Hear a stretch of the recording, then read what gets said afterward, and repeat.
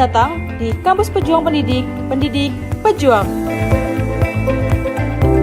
Universitas Veteran Bangun Nusantara merupakan institusi pendidikan tinggi yang memiliki motivasi untuk mencetak lulusan yang mandiri, unggul, profesional, berkarakter, dan memiliki nilai-nilai kejuangan. Assalamualaikum warahmatullahi wabarakatuh. Perkenalkan, nama saya Ibu Aprilina Dwi Prastiawati, guru bimbingan konseling di SMP Negeri 2 Mojolaban, sekaligus mahasiswa PPG Darjat tahap 3 di Universitas Veteran Bangun Nusantara Sukoharjo, program studi bimbingan dan konseling dengan nomor induk mahasiswa 23135140008 dengan nomor UKG 201502825959. Pada kesempatan pada pagi hari ini, saya akan melaksanakan ujian kinerja di SMP Negeri 2 Mojolaban, mata pelajaran bimbingan konseling di kelas 9. Berikut adalah video pembelajaran dari saya. Selamat menyaksikan.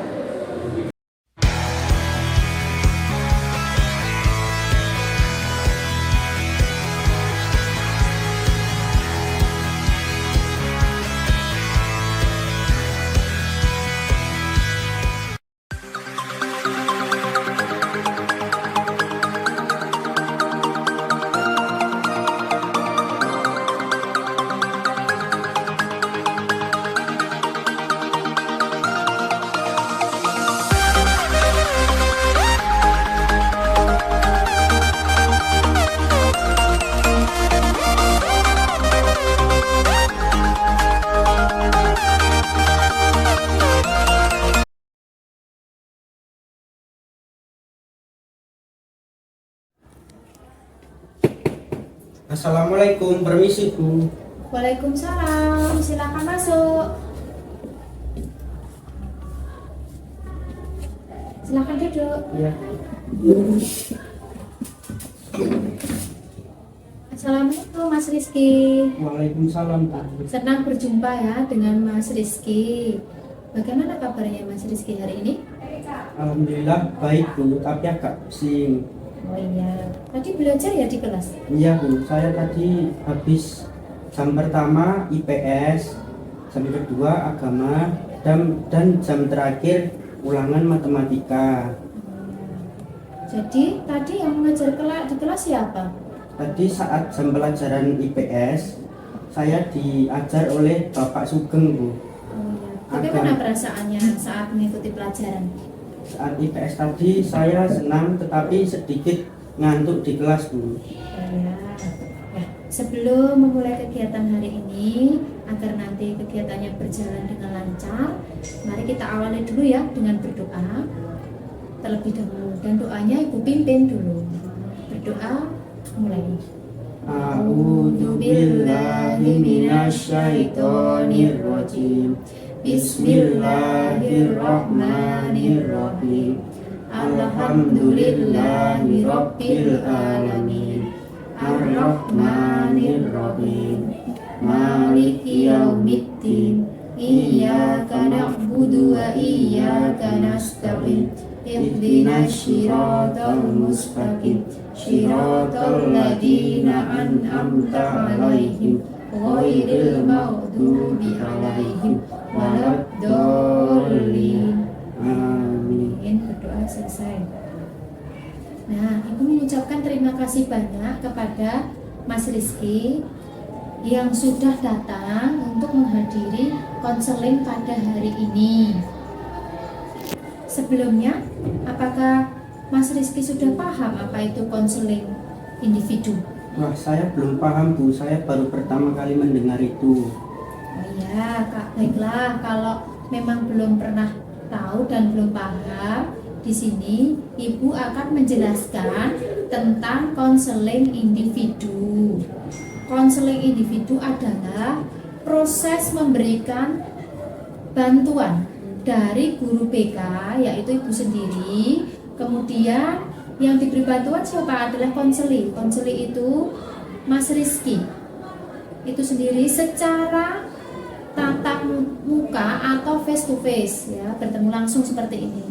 Nah, itu nanti guru BK akan membantu konseli untuk menangani permasalahan dan juga membantu untuk mencarikan solusi dari alternatif permasalahan yang dihadapi oleh Mas Rizky. Apakah sudah jelas dan paham? Sudah sangat jelas dan sudah paham Bu setelah Ibu April menjelaskannya. Oh iya, jadi tujuannya sendiri yang pertama, tujuan umumnya itu agar konseli dapat mempelajari cara-cara mengambil keputusan dan memecahkan masalah serta menyadari risiko dari pengambilan keputusan. Kemudian juga dapat bersikap dan perilaku untuk meningkatkan minat dan termotivasi dalam belajar. Itu yang pertama. Yang kedua, agar konseli dapat mengubah pemikiran irasional menjadi rasional.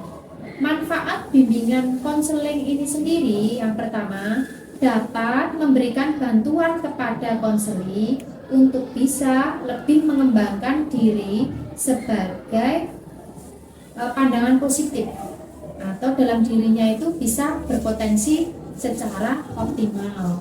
Kemudian menciptakan dirinya sebagai perasaan yang lebih bahagia, di mana nantinya akan merasa tenang, kemudian merasa nyaman. Yang ketiga, membantu konseli dalam memahami yang lebih dalam tentang dirinya sendiri dan orang lain, sehingga akan muncul kekerabatan yang erat dan yang lebih efektif. Di sini Ibu juga akan menjelaskan yang namanya asas bimbingan konseling. Asasnya yang pertama ada asas kerahasiaan. Jadi nanti data konseli dirahasiakan. Jadi tidak usah takut ya, nanti dirahasiakan. Permasalahan yang dihadapi dijamin rahasianya dan akan aman dari pandangan buruk orang lain. Yang kedua, itu adalah asas kesukarelaan. Jadi konseli mengikuti kegiatan layanan bimbingan konseling atas dasar sukarela, tidak dipaksa. Apakah Mas Rizky merasa terpaksa? Tidak Bu, saya tidak terpaksa. Nah, yang tiga ada asas kegiatan. Dengan asas kegiatan ini nanti menghendaki supaya konseli yang aktif dan dapat menyelesaikan persoalan atau permasalahannya sendiri dan bisa membuat apa yang menjadi program konseli nantinya akan merubah perilakunya seperti apa. Nah, lalu yang terakhir ada asas keterbukaan. Nah, Mas Rizky itu harus terbuka, tidak ada yang ditutup-tutupi. Silahkan nanti mengungkapkan permasalahannya yang dihadapi seperti apa, silahkan terbuka saja. Kemudian di sini Bu Guru juga mau menyampaikan peranan layanan bimbingan konseling. Di sini Bu Guru sebagai konselor dan Mas Rizky sebagai konseli. Nantinya Ibu akan menganalisis permasalahan dan membantu menemukan solusi atas permasalahan yang Mas Rizky hadapi. Begitu ya? Iya Bu.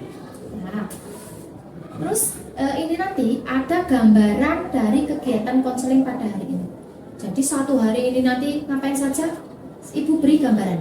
Yang pertama ada kegiatan awal yang sudah kita lalui tadi, sudah mengucapkan salam dan doa. Kemudian kegiatan inti nanti menganalisis perilaku yang akan dirubah. Kemudian ada pemutaran video.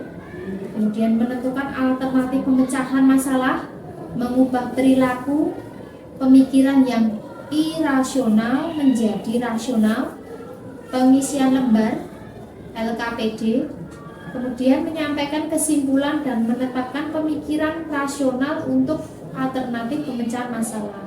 Di kegiatan akhir nanti ada evaluasi hasil layanan, ada komitmen dari konseli itu sendiri, ada refleksi dan tindak lanjut, kesan-pesan, dan salam penutup. Apakah sudah dimengerti dan sudah paham gambaran kegiatan pada hari ini, Mas Rizky? Sudah, Bu. Oh ya, Ibu harap nanti Mas Rizky itu merasa tenang, kemudian merasa nyaman, kemudian nanti juga aktif dalam mengungkapkan permasalahan yang dihadapi, dapat mencari solusi alternatif sendiri. Di sini tugasnya Bu Guru adalah hanya membantu menyelesaikan permasalahan yang dihadapi Mas Rizky secara mandiri, ya. Dan waktu pelaksanaan nanti layanannya kurang lebih 40 menit. Jadi waktu 40 menit nanti kita gunakan seefektif mungkin, seefisien mungkin. Begitu ya. Kegiatan ini memasuki selanjutnya adalah kegiatan inti. Apakah Mas Rizky sudah bersedia dan sudah siap dalam mengikuti kegiatan inti pada kegiatan ini? Saya sudah siap dan sudah sangat bersedia, Bu. Ya, sebelumnya itu gini ya, Ibu mendapatkan laporan dari wali kelasnya Mas Rizky, yaitu Bu Tri Handayani. Kemudian ada juga laporan dari guru-guru mapel bahwa Mas Rizky itu kalau di kelas sering tidak konsentrasi, kemudian kurang minat belajar, kemudian sering mengantuk dan bahkan sering tidur di dalam kelas. Nah, ini informasi yang Ibu dapatkan dari laporan dari beberapa guru mapel dan laporan dari wali kelas. Nah, ini apakah benar seperti itu? Benar, Bu. Saya memang seperti itu saat di kelas. Oh ya, coba sekarang Mas Rizky, Ibu beri kesempatan untuk menjelaskan kenapa Mas Rizky itu sering mengantuk dan tidur di kelas. Kurang minat belajar karena ngantuk, bermain game, dan keluar malam, Bu. Nah, selain itu mungkin bisa dijelaskan apa saja yang dilakukan kegiatan sehari-hari sewaktu di rumah. Nanti dijelaskan setelah pulang sekolah boleh atau bagaimana boleh, yang penting dijelaskan kenapa sampai bisa tidak minat, tidak konsentrasi, kemudian sering mengantuk, sering tidur. Mungkin cerita di rumah kegiatan apa saja bisa dijelaskan. Mungkin mau menjelaskan, silakan. Setelah pulang sekolah, saya biasanya itu langsung bermain game bersama teman-teman, Bu. Bermain game sampai jam 4 sore.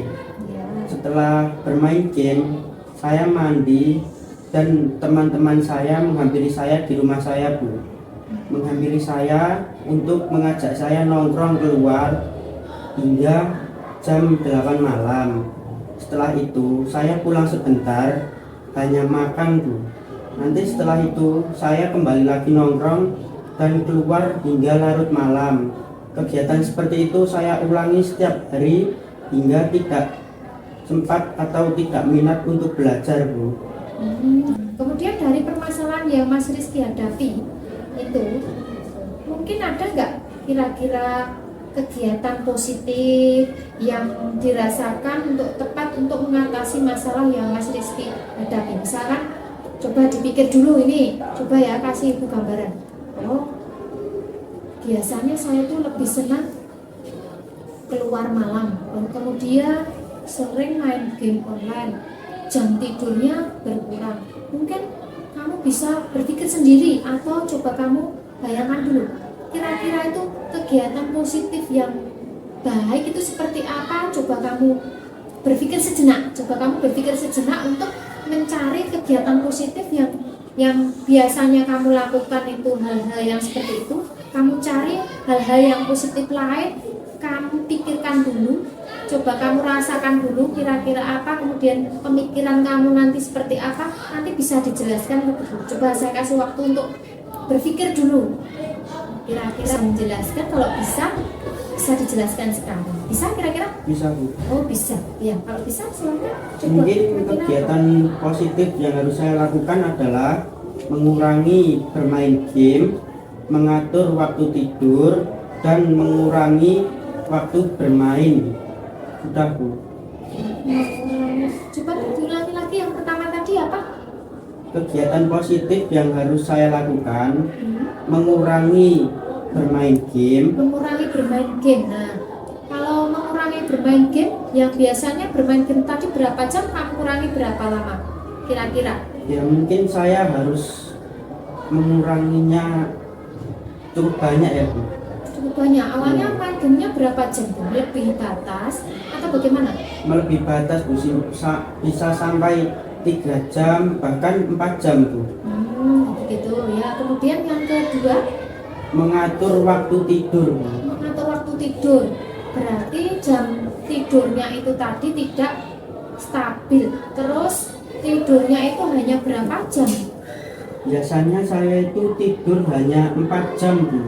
4 jam. Padahal Iya. kalau waktu tidur yang baik itu 7 sampai 8 jam, itu hanya 4 jam. Iya Bu. Berarti kalau diatur kira-kira bagaimana itu mengatur waktu tidur bagaimana?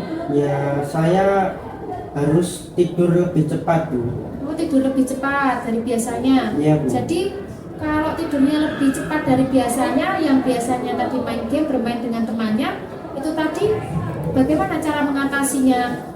Mungkin temannya kalau datang atau mungkin temannya ngajak bermain game atau bagaimana, itu nanti solusinya bagaimana? Bagaimana kalau temannya tadi datang ke rumah terus ngajak bermain dan lain sebagainya? Mungkin saya harus menolaknya ya Bu. Oh, menolak. Iya, Tahu cara menolaknya yang baik dengan dan benar bagaimana? kurang tahu Bu. Nah, jadi kalau misalkan ada teman yang mengajak, bisa saja nanti malah justru diajak untuk hal-hal yang positif. Misalkan Mas Rizky punya hal positif, oh biasanya main game, kita belajar kelompok juga boleh. Kemudian diajak membaca novel tentang motivasi belajar juga boleh, atau hal-hal lain yang positif. Jadi bisa untuk mengurangi kegiatan yang tidak sepantasnya atau mengganggu jam waktu tidur, begitu ya. Iya Bu.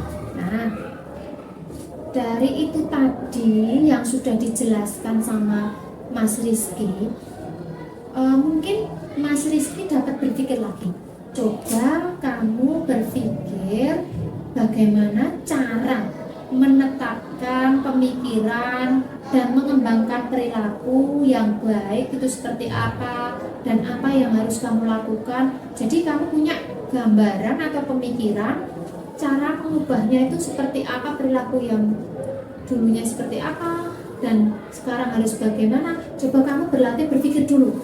Coba saya kasih waktu untuk berpikir sejenak. Kemudian Mas Rizky juga coba cara mengembangkan yang baik, perilaku yang baik itu bagaimana. Coba berpikir dulu, saya kasih waktu. Sudah Bu. Oh, sudah selesai. Bisa disampaikan apa saja yang sudah Mas Rizky pikirkan? Yo. Mengubah perilaku saya yang awalnya tidak baik menjadi baik. Ya. Misalnya saya sering bermain game dan saya harus mengurangi kegiatan tersebut. Ya. Yang kedua, tidur larut malam. Saya harus mengubah menjadi tidur yang teratur. Yang ketiga, keluar larut malam juga harus saya kurangi, sehingga nanti di kelas saya tidak ngantuk dan konsentrasi, serta menumbuhkan motivasi belajar saya di sekolah. Sudah Bu. Oh, sudah. Kalau sudah, dari yang sudah Mas Rizky sampaikan tentang penetapan pemikiran dan pengembangan perilaku yang baik, kira-kira apakah Mas Rizky bisa melakukan hal tersebut? Setelah ditulis, dipikirkan, kemudian kamu sampaikan, kamu kemukakan, apakah kamu bisa untuk menetapkan pemikiran itu sebagai perilaku yang akan kamu ubah? Bisa Bu. Oh, bisa. Kalau sudah bisa, kamu bisa mengubah perilaku kamu sendiri. Di sini ada video, itu ada video. Nah, video ini silahkan nanti bisa dilihat, kemudian diamati, dan nanti bisa dicatat poin-poinnya yang baik seperti apa. Nah, di situ sudah ada lembarnya ya tadi ya, bisa ditaruh di sini dulu. Nanti setelah melihat video, coba dilihat, diamati, dipahami, dicatat hal-hal pentingnya dari video tayangan ini. Kemudian nanti Ibu beri kesempatan untuk menyampaikan apa yang ada di dalam video tersebut, disampaikan, kemudian diberi kesimpulan. Begitu. Ada kesempatan untuk menjelaskan kesimpulannya. Silakan, Mas. Kesimpulan untuk meningkatkan motivasi belajar saya. 1. Membuat agenda belajar dan mengatur waktu belajar. Ya. 2. Istirahat yang cukup. Ya. 3. Bergaul dengan orang yang bersemangat belajar. Ya. 4. Membuat target yang ingin dicapai. Ya. 5. Menunda kesenangan seperti bermain game tadi. Ya. 6. Yang biasanya saya main game online dan saya ganti menjadi menonton film motivasi atau novel motivasi belajar. 7. Menanamkan kemauan atau niat yang tinggi untuk belajar. Sudah, Bu? Oh iya, ada banyak sekali ya dari Iya. apa yang sudah disampaikan, kemudian apa yang sudah disimpulkan dari Mas Rizky dari alternatif itu. Berarti nanti Mas Rizky sudah tahu apa yang harus dilakukan, apa yang harus diubah perilakunya, dan harus bagaimana, sudah tahu dan sudah paham ya? Sudah, Bu. Ya, kalau begitu di sini ada lembar evaluasi hasil. Nanti tolong diisi nih. Silakan lembar evaluasi hasilnya diisi dulu. Saya beri waktu 1 menit. Ya.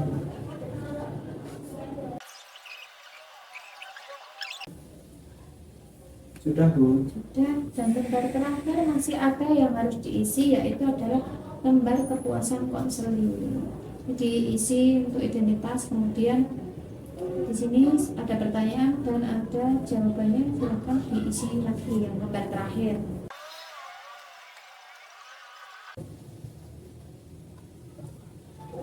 Sudah. Oh, sudah ya, terima kasih. Ini lembarnya yang terakhir sudah tentang kepuasan konseling.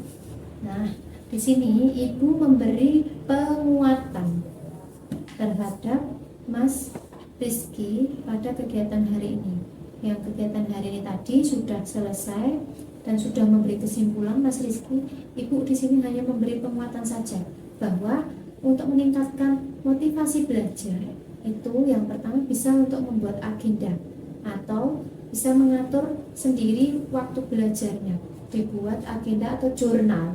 Kemudian istirahatnya juga harus cukup, jadi mengatur waktu jam tidurnya dan bergaul dengan teman-teman yang bersemangat belajarnya. Misalkan ada teman-teman yang tadi ingin mengajak bermain, hal-hal yang kurang baik dan menjadi yang baik itu harus bergaul, cari teman yang lebih bersemangat belajar. Kemudian membuat target yang ingin dicapai itu seperti apa, ditarget, ditulis. Kemudian juga menunda kesenangan dalam bergaul dengan temannya, misalnya main game, kemudian hanya bermain saja, nongkrong dan lain sebagainya, itu ditunda saja, diganti perilaku positif yang membuat kamu menjadi yang hal-hal yang baik, jauh dari yang sebelumnya kamu lakukan. Kemudian yang biasanya tadi main game online bisa diganti dengan menonton film. Nonton filmnya bisa nonton film motivasi, kemudian juga membaca novel itu banyak sekali tentang motivasi belajar. Bisa nanti cari-cari di perpustakaan, ada ya. Kemudian yang terakhir itu guru memberi penguatan tentang menanamkan kemauan atau niat yang tinggi untuk belajar. Jadi dalam diri kamu sendiri itu tertanam niat yang baik, niat yang tinggi untuk belajar, tertanam dari diri kamu sendiri.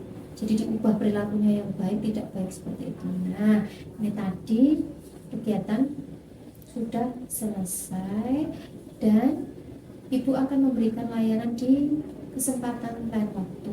Baik. Nah, sebelum ditutup, alangkah baiknya kita baca doa penutup lebih dulu. Kita baca doa penutup dipimpin Ibu Guru ya. Berdoa mulai. A'udzubillahi minasyaitonirrajim. Bismillahirrahmanirrahim. Wal 'asri innal insana lafi khusrin illa alladziina aamanu wa 'amilus sholihati wa tawassaw bil haqqi wa tawassaw bis sabr. Nah, selesai doa.